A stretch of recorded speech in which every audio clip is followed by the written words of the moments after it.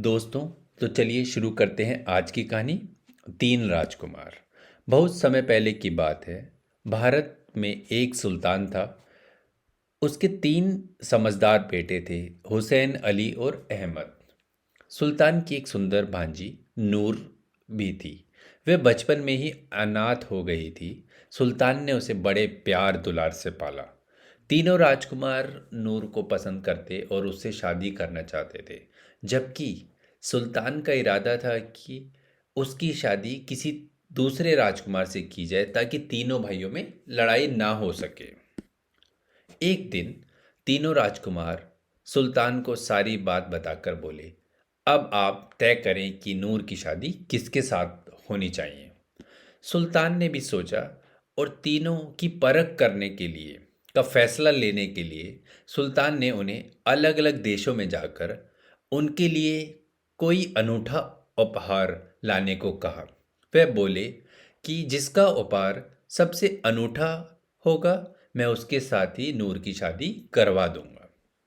अगली सुबह तीनों राजकुमार ने व्यापारियों का वेश धारण किया और अपने अपने घोड़ों पर सवार होकर चल दिए। सबके साथ नौकर के वेश में एक एक भरोसेमंद अधिकारी भी था। वह शहर के बाहर समय से पहुंच गए और सराय में रात बिताने के लिए ठहर गए। अगली सुबह वे अलग अलग दिशाओं में चल दिए और तय किया कि वे एक साल बाद उसी सराय में भेंट करेंगे। राजकुमार हुसैन अपनी साथी के साथ भारतीय तट पर स्थित भीषणनगर राज्य की ओर चल दिया। हुसैन ने कहा कि दौलत, ताकत और संस्कृति के बारे में बहुत अच्छा सुना था। वह रेगिस्तानों, पहाड़ों, मैदानों और खेतों को पार करते हुए 3 महीने बाद वहां पहुंच गया। वह एक सराय में रुका और फिर शहर देखने निकले। वह जगह बहुत सुंदर थी। राजा का महल तो देखने लायक था। बाजार में रेशम, गहने तथा इत्र बेचने वाले व्यापारियों की भरमार लगी हुई थी। तभी हुसैन ने देखा कि एक आदमी पुराना कालीन बेच रहा है। कालीन नया या बड़ा नहीं था, लेकिन वह आदमी उसका बहुत दाम मांग रहा था। यह सुनकर हुसैन को भी बड़ी हैरानी हुई। पुराने कालीन का इतना दाम क्यों मांग रहे हो भाई? अब मैं इसे दुगने दाम पर बेचूं? वह आदमी बोला। यह सुनकर हुसैन को आश्चर्य हुआ। अंततः उसने उस कालीन की खूबी के बारे में पूछा। इस पर वह आपको मनचाही जगह उड़ा ले जाएगा, ऐसा उसने बोला। अब हुसैन कालीन पर बैठा तो वह उसे उड़ाकर समय में ले गया। हुसैन ने सोचा कि ये कालीन पिताजी के लिए एक अनूठा उपहार होगा।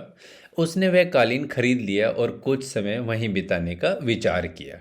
उसने उस दौरान वहाँ की इमारतें, मंदिरें, सजे हुए हाथियों और शहर की रौनक का भी आनंद लिया। उस शहर की हर बात निराली थी। अनगिनत छोटे बड़े भवन थे। अनेक स्थानों पर बड़ी सुंदर मंदिर भी थे। मंदिरों में सुबह शाम आरती होती थी तथा घंटे घड़ियाल बजाए जाते थे। हाथियों के सजे हुए होंदों पर भगवान की शोभा यात्रा निकाली जाती थी। हर मंदिर में बिना पैसों के भोजन मिलता था, जिसे वे लोग प्रसाद कहते थे। हुसैन को वह बहुत ज़्यादा सुंदर लगा। उसने सोचा कि जब उसका विवाह नूर से हो जाएगा तो वह अपनी पत्नी को इसी स्थान की सैर कराने लेकर आएगा। राजकुमार अली फारस जाने वाले कारवा के साथ चल पड़े। वह लोग शिराज पहुँचे। वहाँ उसने कई व्यापारियों से दोस्ती कर ली और उनके साथ रहने लगा। उसने उन्हें बताया कि वह भारत का एक सुनार है। अगली सुबह अली शहर के उस हिस्से में गया जहां सोने चांदी का सामान और जेवरात आदि मिलते थे। उसने एक फेरी वाले को हाथी के दांत की नली बेचते हुए देखा। वह फुट लंबी और एक मोटी चौड़ी नली थी। वह आदमी सोने के सिक्के की 30 थैलियां मांग रहा था। इसका इतना दाम? यह कोई खास चीज है क्या? आप लोगों को लगता है कि किसी अनजान विदेशी को मूर्ख बनाकर लूटा जा सकता है? एक छोटी सी नली के लिए आप इतने दाम मांग रहे हैं? आप हमारे यहाँ आए तो हम एक से एक बेशकीमती और नायाब चीज़ें दिखा दें, लेकिन उनके दाम अनुचित नहीं होंगे। अब आप यह बताएं कि इस नली की क्या खूबी है? अली ने पूछा। फेरी वाले ने कहा, इस नली के दोनों ओर कांच लगे हैं। अगर इसे आंख से देखा लें तो वही देख सकते हैं जिन्हें आप देखना चाहते हैं। अली को नली के कांच में अपने पिता दिखाई दिए। उसने यह भी देखा कि नूर अपनी सहेलियों के साथ हंस बोल रही थी। अली ने सोचा कि यह तो बड़े काम की चीज है। उसने उस अनूठी नली को तुरंत खरीद लिया। उसके बाद वह तब तक शिराज में ही रहा जब तक भारत आने का अगला कारवा नहीं मिल गया। फिर वह सराय में पहुंचा, अपने भाइयों का इंतजार करने लगा। अली के लिए वह नली किसी अजूबे से कम ना थी। वह अक्सर उसमें नूर को देखता रहता था। कभी वह उसे बाग में खेलती दिखाई देती तो कभी अपनी सहेलियों के साथ बैठकर हंसी मजाक करते हुए दिखाई देती थी। नूर को देखकर अली बहुत खुश होता। वह उससे बेपनाह प्यार करता था। वह उस नली को पाकर निहाल सा हो गया था। अब उसे दिन का इंतजार था जब उसके पिता उस अनमोल उपहार को पाकर उसकी शादी नूर से करवा देंगे। इधर अहमद समरकंद गया तो उससे भी अपने भाई जैसे तजुर्बे हुए। उसने वहाँ के एक बाजार में एक व्यक्ति को सेब बेचते हुए देखा। वह उस सेब के लिए सोने के सिक्कों की 35 थैलियां मांग रहा था। वह एक खूबसूरत नकली सेब था। ये सेब किसी भी आदमी की कोई भी बीमारी दूर करके उसे सेहतमंद बना सकता है। मरता हुआ इंसान भी उसे सूंघकर जिंदा हो सकता है। उस व्यक्ति ने अहमद को बताया कि यह सुनकर अहमद आश्चर्य में पड़ गया। अहमद ने यह सब सेब अपने पिता के लिए खरीद लिया और भारत वापस आने से पहले उसने समरकंद के सभी सुंदर स्थान देखे। फिर वह सराय में जाकर अपने भाइयों से मिला। 3 भाई अपने पिता से मिलने के लिए चल दिए। सब सबके पास उनके लिए अनूठा उपहार था। तीनों भाइयों ने आपस में पूछा कि क्या लाए हो। हुसैन को नली दिखाते हुए समय अली मायूस हो गया। उसने पूछा, पता चला कि उसने नली में नूर को मरा हुआ देख लिया। अली बोला, मैंने अभी देखा कि नूर मरी पड़ी है तथा हकीम और सारा परिवार उसे घेरे खड़ा है। सभी लोग रो रहे हैं।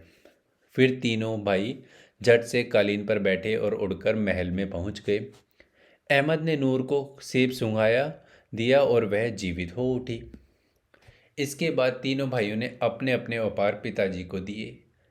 सुल्तान के लिए यह तय करना काफ़ी कठिन हो गया कि कौन सा उपहार खास है, क्योंकि सबने मिलकर नूर की जान बचाई थी। अली ने उसे मरता हुआ देखा।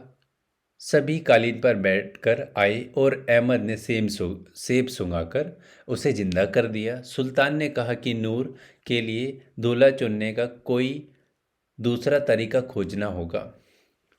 अनूठे उपहारों सहित तीनों भाइयों का वापस लौट जाना सुल्तान के लिए मुसीबत बन गया था।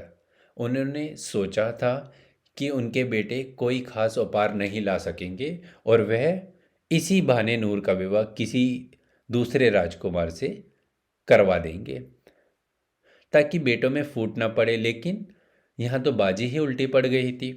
अंततः उन्होंने दूसरा उपाय सोच लिया। सुल्तान ने तीनों बेटों से कहा कि वे अपने धनुष बाण लेकर शहर के बाहर मैदान में चले जाएं। जिसका चलाया हुआ तीर सबसे दूर जाएगा उसे ही नूर का दूल्हा मान लिया जाएगा। हुसैन का तीर दूर तो गया, लेकिन अली का तीर उससे भी दूर गया और अहमद के लिए तीर का पता ही नहीं चला था। सुल्तान ने कहा कि अहमद का तीर नहीं मिल रहा, इसलिए उसे विजेता नहीं चुना जा सकता। उन्होंने राजकुमार अली को नूर का दूल्हा चुन लिया। तीनों राजकुमारों ने सुल्तान का निर्णय मान लिया, लेकिन हुसैन ने शादी में हिस्सा नहीं लिया। वह शहर छोड़कर चला गया और किसी सूफी संत का शिष्य बन गया। राजकुमार अहमद ने सोच लिया था कि वह कुछ ही दिनों में उस जगह को छोड़ चला जाएगा। अब वह सारी दुनिया में घूमना और उसे देखना चाहता था। उसे नूर को बुलाना था, क्योंकि वह अब उसके भाई अली की पत्नी बन चुकी थी। इधर राजकुमार अली और नूर खुशी खुशी रहने लगे। उन्हें हुसैन और अहमद के चले जाने का तो बहुत दुख था। तो थैंक यू दोस्तों। दोस्तों, अगर आपको हमारी कहानी पसंद आई तो कृपया लाइक, कमेंट एंड शेयर कीजिए। और यदि आप सुनना चाहते हैं अपनी कहानी मेरी ज़ुबानी, तो आप मेरे को मेल कर सकते हैं। मेलिंग एड्रेस मेंशन है डिस्क्रिप्शन में। Thank you.